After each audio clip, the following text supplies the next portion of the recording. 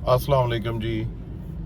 आज हाजिर हूँ काफ़ी दिनों के बाद एक नई वीडियो के साथ और एक नए मैसेज के साथ। आज पाकिस्तान का वर्ल्ड कप का फाइनल भी है और दुआएं हैं कि पाकिस्तान ये वर्ल्ड कप जीत जाए, क्योंकि हमारी कौम को खुशियाँ बड़ी कम मिलती हैं। इससे चलें कौम थोड़ी सी मुत्तहिद नज़र आती है, वरना जो पॉलिटिकल पार्टीज हैं इन्होंने तो गांधी डाला हुआ है पाकिस्तान में। अवाम के लिए करना कुछ नहीं है, बस डिवाइड करो।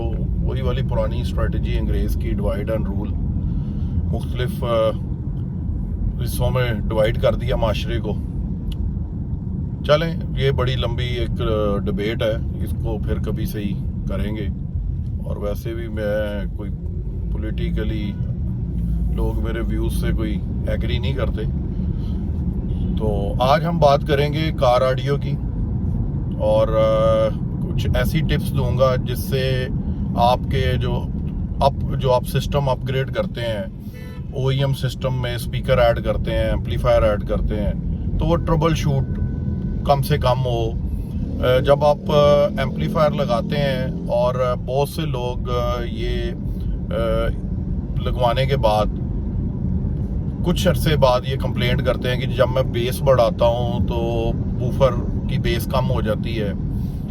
देखें, उसके दो से तीन इशू हैं। नंबर 1 तो इशू ये है कि जो आपका हेड यूनिट है वो ओईएम है, यानी कंपनी फिटेड आया है। तो कंपनी ने वो हेड यूनिट जिस कंपनी से लिया है उसने उसके साथ उसे स्पीकर्स भी दिए हैं, पूरा कंप्लीट सेट दिया है। उस सेट को स्पीकर्स की तो प्रोटेक्शन के लिए वो हाई वॉल्यूम के ऊपर बेस को कम कर देता है, क्योंकि 15 से 18 वॉट के स्पीकर होते हैं, तो उसको प्रोटेक्ट करने के लिए वो बेस हाई वॉल्यूम पे कम हो जाती है। इसी तरह दूसरी जो चीज़ आती है वो ये है कि आपके वूफर की पोलैरिटी उल्टी हो सकती है, आपसे तारें गलत उल्टी लग गई हो, उससे भी फर्क पड़ता है।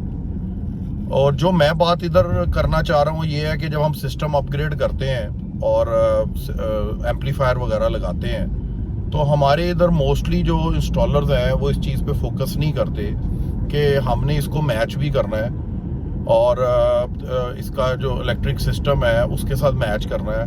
बैटरी को चेक नहीं करते। बड़ी दफ़ा ये हुआ है कि हमने सिस्टम लगाया और कस्टमर को पूछा है तो उसने कहा जी बैटरी मेरी नई है, सिस्टम लगाया है, सिस्टम को थोड़ी देर चलाया है तो पता लगा कि बैटरी ड्रेन आउट हो गई अगर गाड़ी स्टार्ट नहीं है। तो 5-10 मिनट में ड्रेन आउट नहीं हो सकती। इट्स मीन्स कि उसकी बैटरी पहले वीक थी।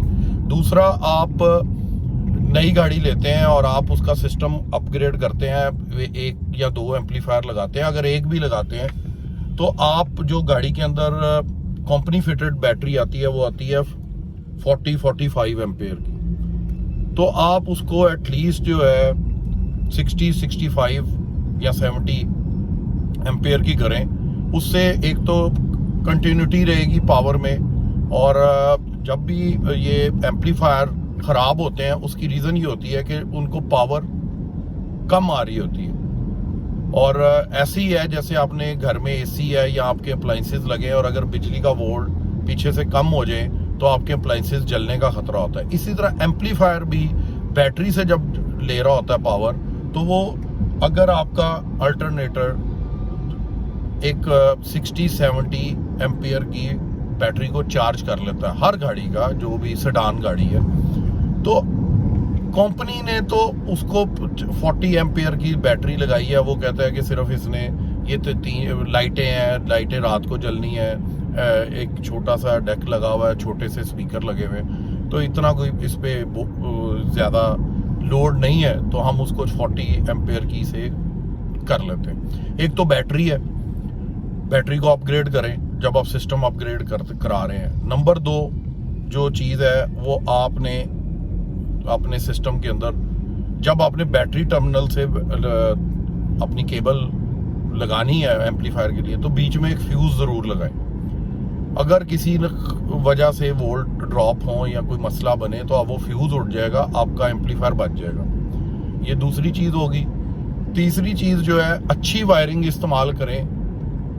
कोशिश करें कि 90% कॉपर वाली वायर इस्तेमाल करें। थोड़ी महंगी है आजकल, लेकिन वही इस्तेमाल करें। हमारे इधर इंटरटेनमेंट ऑन व्हील पे वायरिंग हमेशा ऐसी हम इस्तेमाल करते हैं जो ट्रबल शूट होती, उसके अंदर कभी भी ये प्रॉब्लम नहीं आती कि कार्बन आ रहा है, कोई इस तरह के मसले मसाइल नहीं आते। क्योंकि कई लोगों को आपने एक्सपीरियंस किया होगा कि आपने एम्पलीफायर लगाया हुआ है, कुछ अरसे बाद आपका सुबह सुबह उठे, गाड़ी चलाई, एक झटका लगा, वूफर बंद हो गया, फिर झटका लगा, वूफर चल पड़ा, एम्पलीफायर चल पड़ा, फिर झटका लगा, बंद हो गया।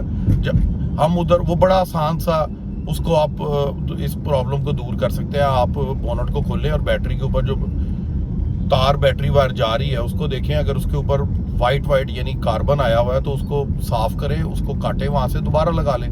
ये कॉमन प्रॉब्लम है क्योंकि 90% या 99% कॉपर नहीं होती, 90% भी कॉपर होगी तो वो उसमें ये कार्बन नहीं आएगा। दूसरा, स्पीकर वायर्स जो यूज होती हैं दरवाजे के अंदर जब हम माउंट करते हैं कंपोनेंट के मिड बेस, तो उधर अच्छी वायर OFC लगाएं और उससे ये फायदा होगा कि आपका वो भी कार्बन नहीं आएगा। क्योंकि जब हम कस्टमर को कहते हैं कि स्पीकर वायर ये वाली लगवा ले, महंगी है, वो कहता नहीं यार आप सस्ती वाली लगाए, मेरे बड़े पैसे लग गए हैं, तो फिर उनको ये प्रॉब्लम आती है। वो फिर 3, 4, 5 महीने बाद हमारे पास आते हैं, फिर उसको साफ करके हम दोबारा लगा देते हैं। उसका एक और भी हल है, सोल्डिंग कर दें। सोल्डिंग करने से भी ये प्रॉब्लम दूर हो जाती है। अगर वायर हल्की भी है तो वो सोल्डिंग से वो प्रॉब्लम दूर हो जाएगी। दूसरा, पाकिस्तानी गाड़ियां जितनी भी हैं, होंडा, टोयोटा, होंडा के अंदर खास तौर पे दरवाज़ों के अंदर जब आप गाड़ी डेली अगर धुलती है तो उसके दरवाज़ों में पानी खड़ा रहता है और पानी पूरी तरह ड्रेन नहीं होता, जिसकी वजह से कार्बन आने के चांसेस बढ़ जाते हैं। ये एक तो चीज़ होगी कि वायरिंग आप अच्छी करवाएं। फिर उसके बाद आप जब भी इंस्टॉल करवाएं किसी अच्छे ऑथराइज, यानी जिनको कोई नो हाउ है, जिनको आप वायरिंग की वैरायटी है, जो आपको वारंटी देते हैं। अब हम EOW के प्लेटफॉर्म पे वायरिंग की 3 साल की वारंटी देते हैं। 3 साल में अगर वायरिंग में कोई भी इस तरह का प्रॉब्लम आता है तो फ्री ऑफ कॉस्ट चेंज होगी, आपको कोई पैसा नहीं देना पड़ेगा। तो आई होप कि आपको थोड़ा सा इसका फ़ायदा होगा। अगर आप फ्यूचर में अब सिस्टम अपग्रेड करवाना चाह रहे हैं तो आप इन चीज़ों को ज़रूर देखिएगा और इन पे कंप्रोमाइज़ ना करें। अगर आप सिस्टम थोड़ा एम्पलीफायर्स वगैरह ऐड ऑन करवा रहे हैं, वूफर ऐड ऑन करवा रहे हैं, तो आज दुआ है पाकिस्तान वर्ल्ड कप जीते अपने मुल्क के लिए। तो इंशाल्लाह फिर मुलाकात होती है अगले व्लॉग में और इस खुशी के साथ होगी कि पाकिस्तान वर्ल्ड कप जीत गया। वैसे चांसेस हैं कि बारिश भी हो सकती है, लेट्स सी। अगर बारिश नहीं होती तो फिर एक अच्छा मैच देखने को मिलेगा और I hope for the best. अपना ख्याल रखिएगा, दुआ में याद रखिएगा। खुदा हाफिज़।